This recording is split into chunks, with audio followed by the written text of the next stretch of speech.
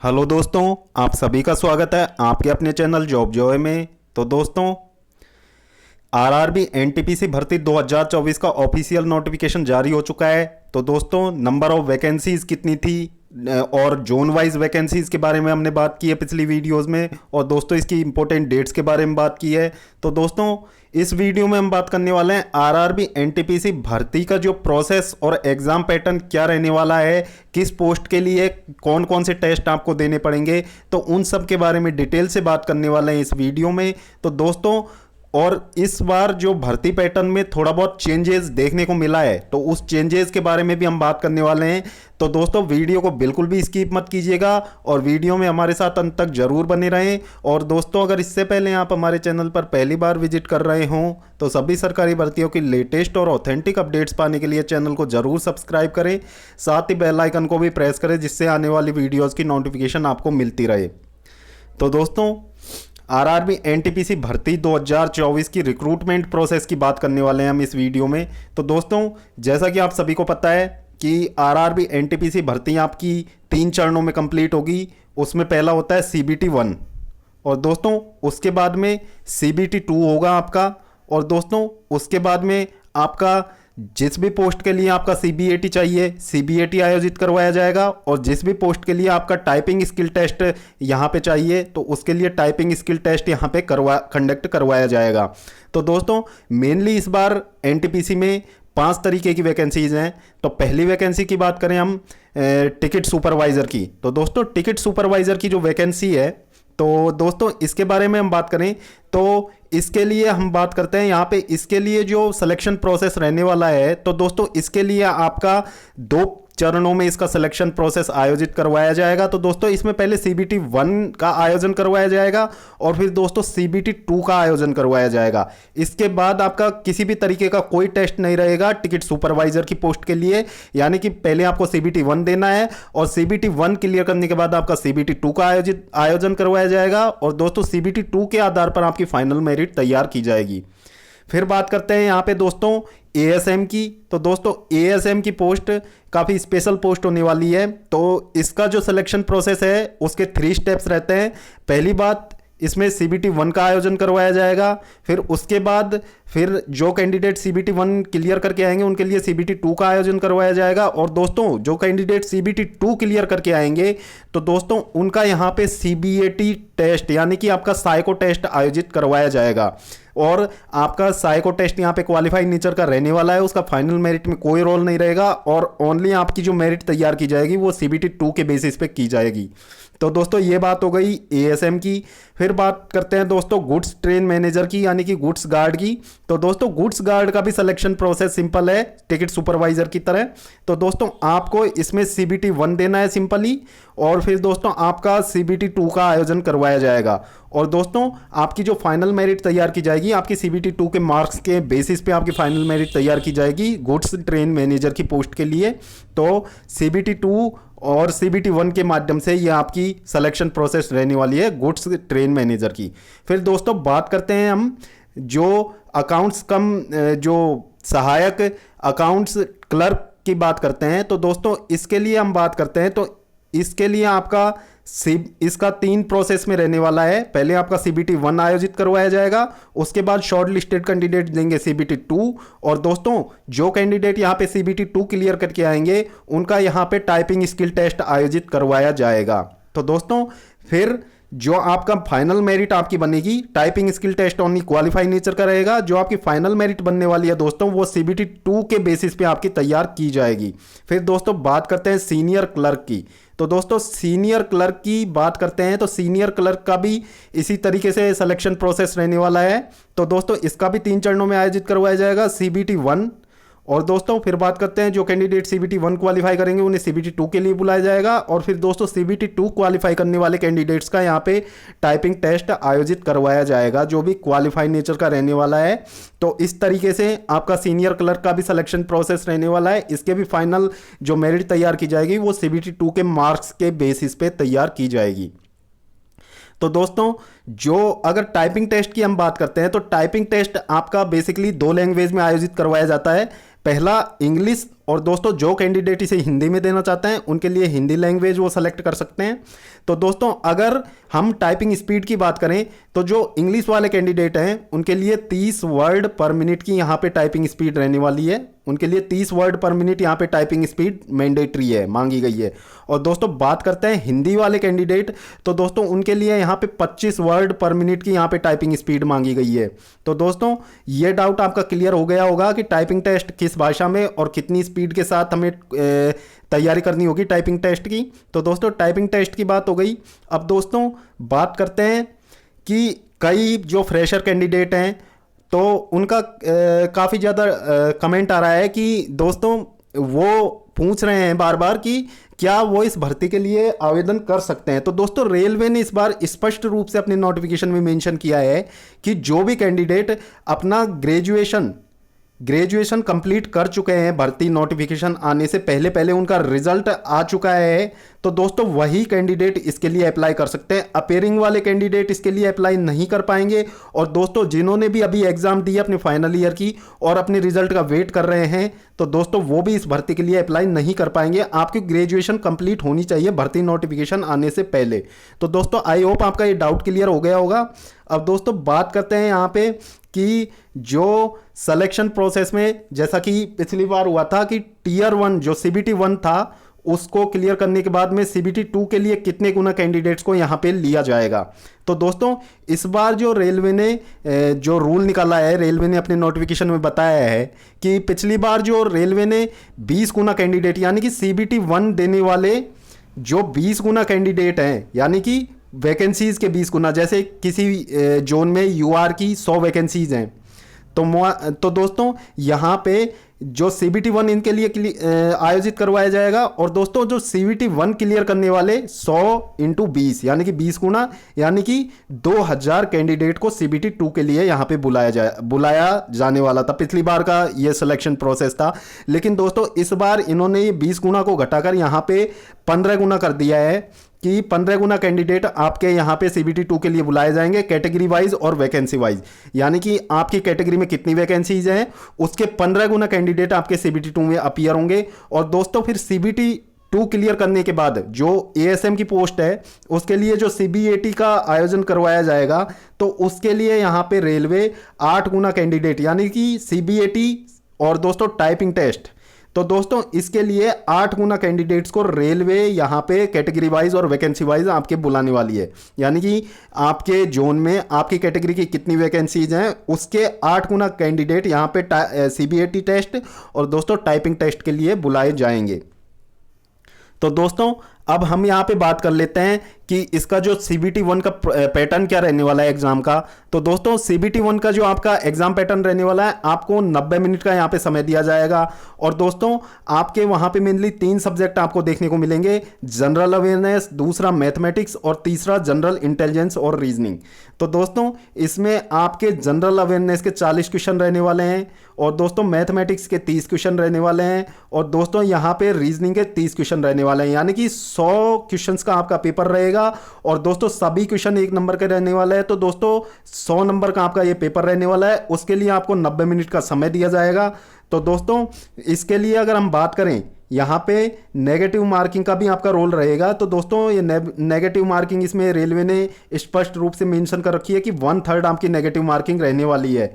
यानी कि आपका कोई भी एक क्वेश्चन गलत होता है तो दोस्तों आपके 0.33 मार्क्स आपके काट लिए जाएंगे। तो दोस्तों नेगेटिव मार्किंग का आपको विशेष रूप से ध्यान रखना है एग्जाम के दौरान।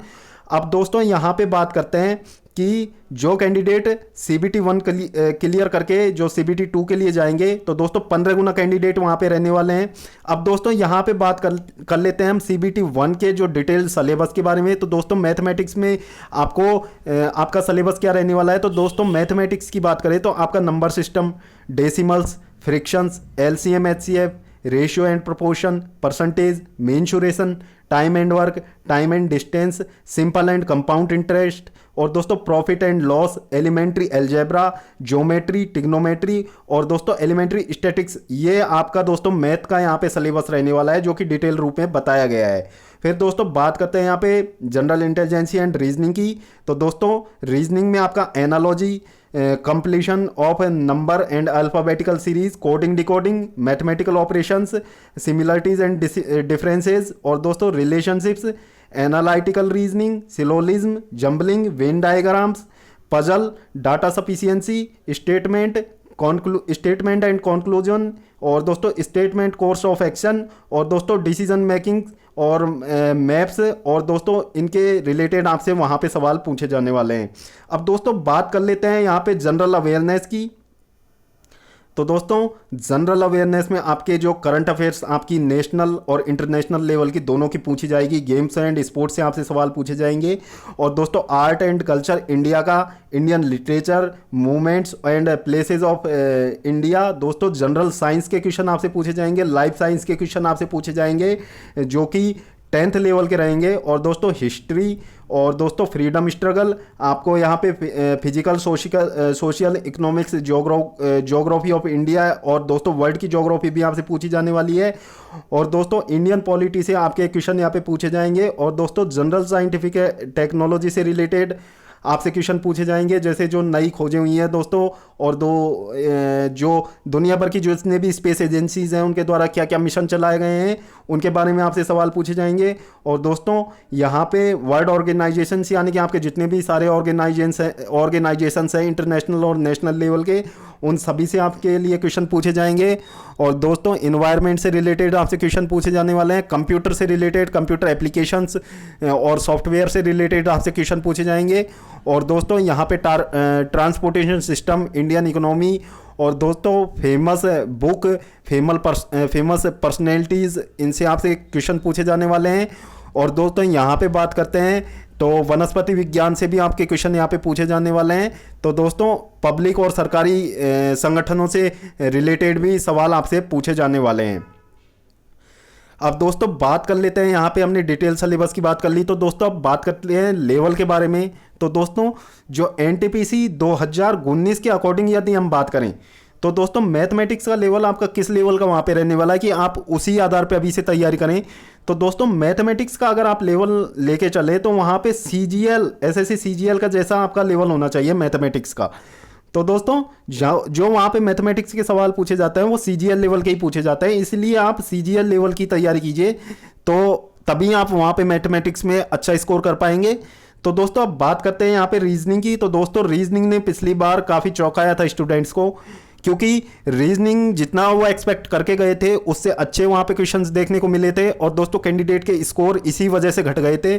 तो दोस्तों आपको जो रीजनिंग तैयार करनी है, इस CBT 1 और CBT 2 दोनों की बात कर रहे हैं हम, उसके लिए आपको रीजनिंग तैयार करनी है। तो दोस्तों बैंकिंग लेवल की आपको रीजनिंग यहाँ पे तैयार करनी पड़ेगी, क्योंकि बैंकिंग लेवल से अच्छी रीजनिंग किसी भी कॉम्पिटिशन एग्जाम में नहीं पूछी जाती है।